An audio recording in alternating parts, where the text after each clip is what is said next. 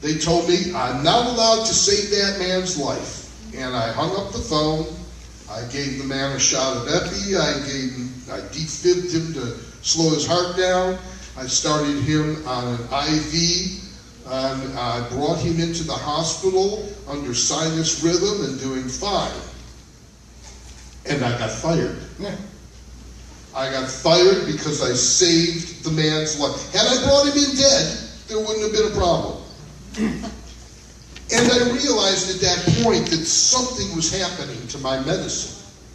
That the art of medicine, which I practice, was becoming the business of medicine before my eyes.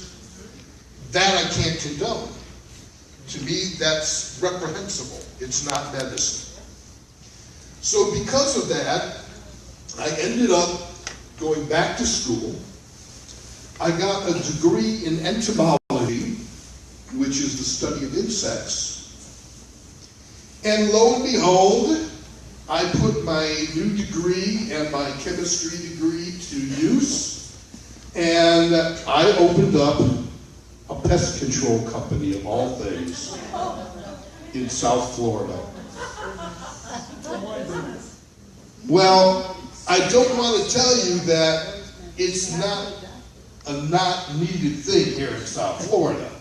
As I found out, along with air conditioning repairmen, I was the most, sought after, business down here.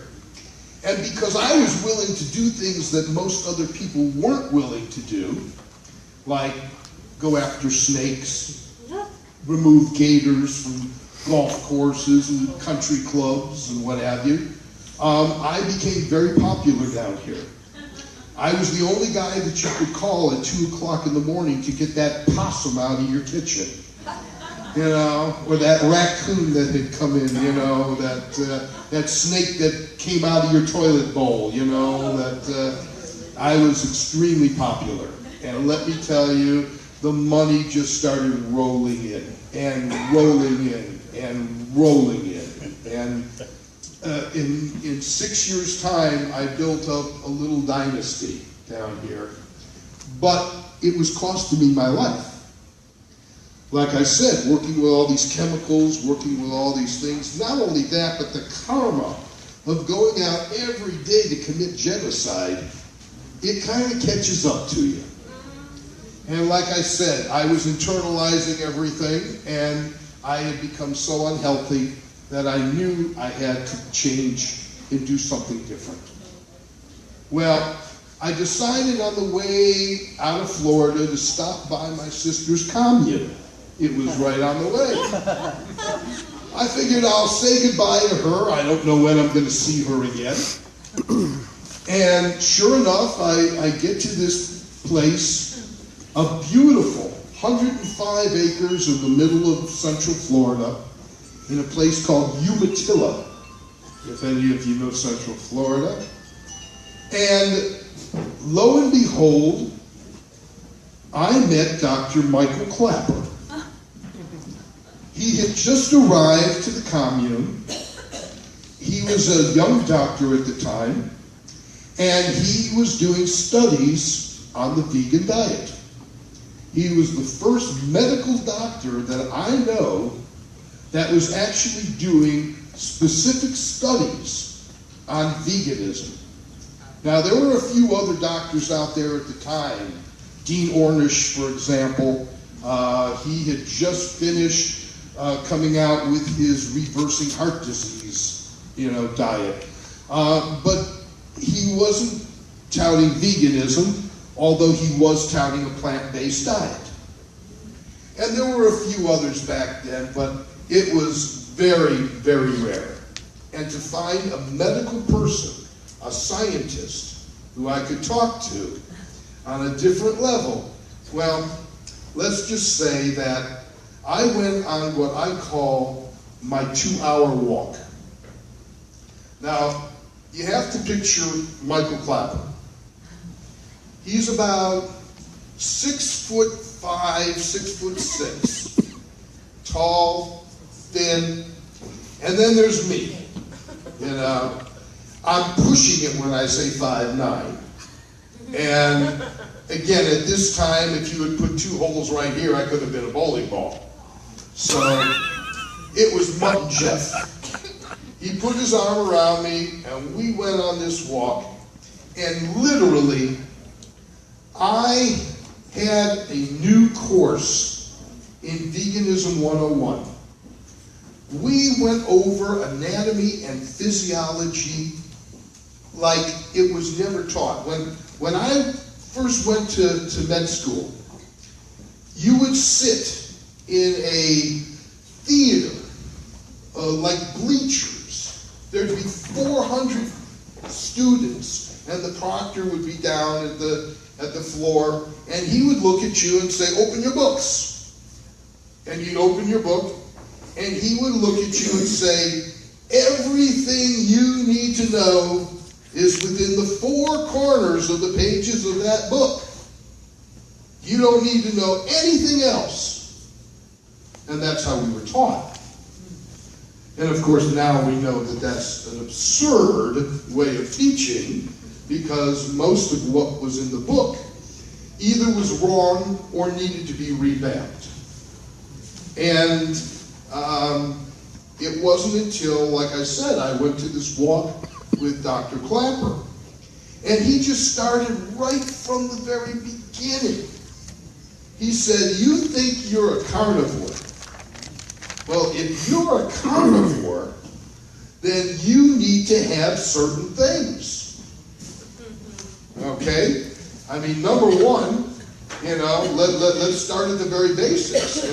If you're a carnivore, you have to have a set of teeth that can sink into flesh. Now, if you think that these small, tiny little incisors that we have in our mouth, or those pointy, tiny little cuspids that we have are good for biting and tearing, let me just tell you, the next time you think this, try this as an experiment. I want you to walk into the nearest pasture that you know of. Walk up to any cow out there and try and sink your teeth into its hindquarters. Really, try and take a bite. You're going to find, A, your teeth aren't long enough to even penetrate. The hide is too strong for your teeth to penetrate, And 3, that animal's going to kick your butt. It's going to be very, very angry at you, and you are going to walk away, as a total failure. We are just not designed. The enzymes that we produce, the body acids that we produce, the length of our esophagus, of our intestinal tracts, the different things that are so basic, we find that we are so far from being carnivorous that it's not even logical. It's like putting kerosene in a gasoline engine. Since we're designed that we have this beautiful design that we can actually function as omnivores for short periods of time, but you'll find that just like kerosene, it's too thick. It's not like gasoline, and after a while it's going to gunk up that engine, and it's going to come to a stop. And you do the same thing to your body if you compare it to an engine of a car. You're gunking up your entire circulatory system, your entire digestive system, every system in your body. It doesn't matter what system, because we are a system of tubes. Everything in your body is a tube. Really. I mean, when you break things down, almost every dis-ease that we think about are caused by clogging these tubes. I tell people, rather than go see a doctor, you should go see a plumber. But this is the reality. And by the time I came back from this walk, 2 hours. Now, I left a full-on carnivore. I mean, the very last sister. My buddies took me out the night before. We went to Ruth Chris Steakhouse. We had steaks this thick with pockets stuffed with oysters. I mean, fried mozzarella sticks, German chocolate cake. I won't tell you how much booze and I mean, this was my last meal, so to speak. And the realization after coming back from that 2-hour walk was that, well, hell, now that I know all this stuff, how can I go back? If you consider yourself to be a logical, reasonable person, and you're presented with the truth, how can you refute it? And this is where I found myself. So the very next day, we dug a big hole. And I say big hole and deep hole. And in that hole, I buried probably about $40,000 to $50,000 worth of fishing equipment in gear, because I was a big fisherman. As a matter of fact, I belonged to the bass clubs. I did competitive tournament fishing. Had a nice breakaway Ranger boat, and you know. And I also had a nice collection of guns. I had at least 2 rifles, a couple of shotguns, and about a half a dozen handguns. Those all went in the hole too. Not to mention all those leather jackets, and elephant hides, and alligator shoes, and you name it. All of that went into the hole. And by the time I was finished filling that hole, I was noticing, boy, that truck is really empty. Almost everything that I had, on some level, contained animal products, on some level. It was amazing to me how much I found out when I started studying.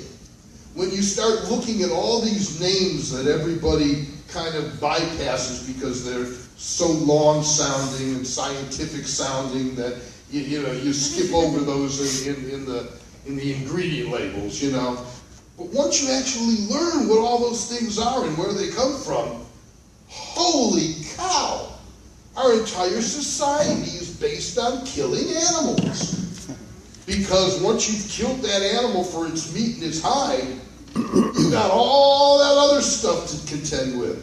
And nobody likes to throw out anything. In this business-oriented society that we have, nothing goes to waste. The sinew from those animals gets used, the fat from those animals gets used, the enzyme, the hides, the furs, the skin, everything, the chemicals from the skin, you know, it's just an incredible thing until you know.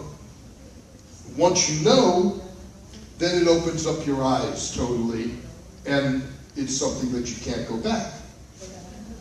Well, once I became vegan, and I started learning all these things, I needed to learn how to apply them, how to adapt my life now and change my life to work around these things.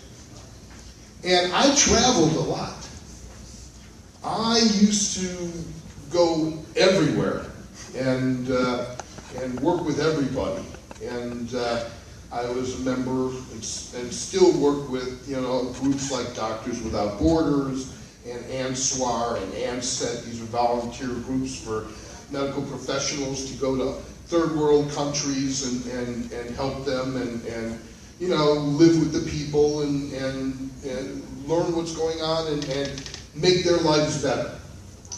And being vegan, it kind of put a whole new slant on this stuff. Because now I was going and I was looking at them in a whole different light. Now I was learning from them more than they were learning from me. I was going with the attitude now of trying to discover and learn all these things that we've forgotten. As a society, they're just antiquated. They don't mean anything anymore. anymore because we've modernized so much. You know, when I was in Costa Rica this past time, there were these beautiful fruits hanging from these trees. They looked like big mame sapotes, you know. And I asked the people, you know, are these edible? And they said, sure, you know, but nobody eats them anymore. And I go, why is that? And he looks over and he points over down the street to the bodegas, to the markets. He says the people here have just gotten lazy. They'd rather go to the market and buy the fruit than to go out into the jungle and scavenge and find the fruits. So it became very apparent to me that this modernization of things is really changing the way that we're supposed to live. Now, I've had the great privilege of being able to, at this time, I think I'm at 14 indigenous peoples I have been able to live with in different places around the world and experience them. It's amazing. I have learned that the happiest and healthiest people on this planet are the people that we don't even know exist.